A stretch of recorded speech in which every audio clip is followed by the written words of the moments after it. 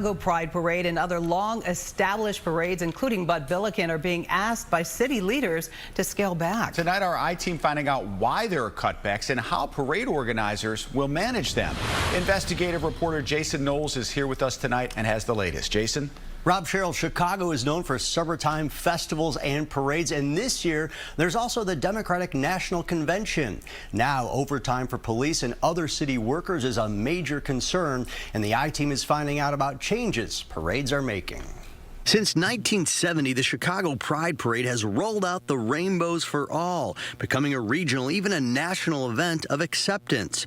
But now this year's parade will be scaled back and the route shortened by about 6 blocks. My concern is more optically speaking. Does it look like, Pride is under attack?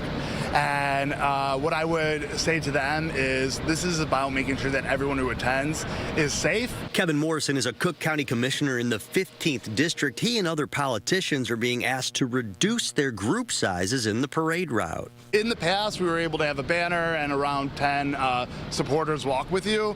This year, it is unfortunately being consolidated, so us elected officials are being asked to only bring one person with us. And schools will be consolidated to one large group instead of separate entries. Organizers have said that float entries this year are capped at 150. Some years, there have been as many as 200. There was no real engagement with the community early on. Moni Ruiz-Velasco is the Deputy Director of Equality Illinois and also sits on an independent board that advises the mayor's office on LGBTQ+ issues. What we've heard from the city has been multiple versions of why they are looking to shorten the parade, including things like, police shifts, police resources. Chicago's Deputy Mayor of Community Engagement told the I-team that because of the DNC, the city needs to reduce overtime for police and other city workers. We are scaling back on events this summer, parades being one of them. The I-team researched police overtime data from June 1st to August 31st of last year.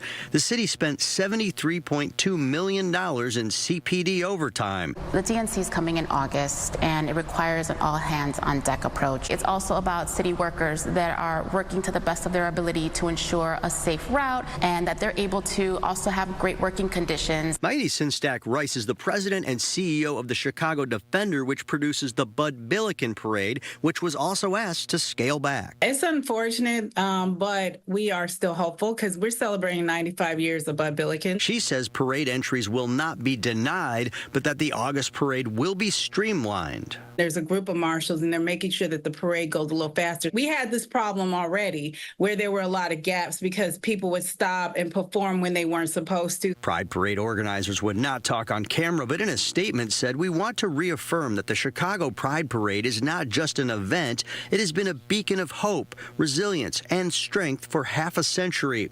The changes underscore the importance of adapting to meet the needs of our city while preserving the spirit and legacy of our parade." We need to make sure that LGBT kids know that it shouldn't have to take courage to live as you are authentically.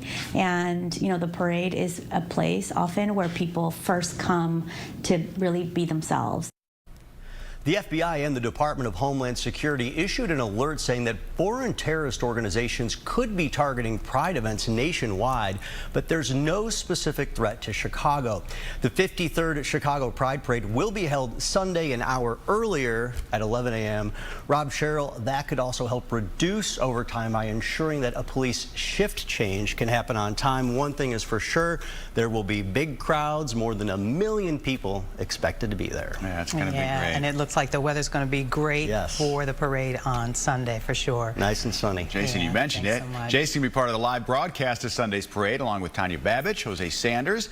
You can watch it right here on ABC7 or stream it on your connected TV apps or on ABC News Live on Hulu. Look for some of us on our float. Yes. We will be there waving proud and having a great time. Yep. Show us some love back.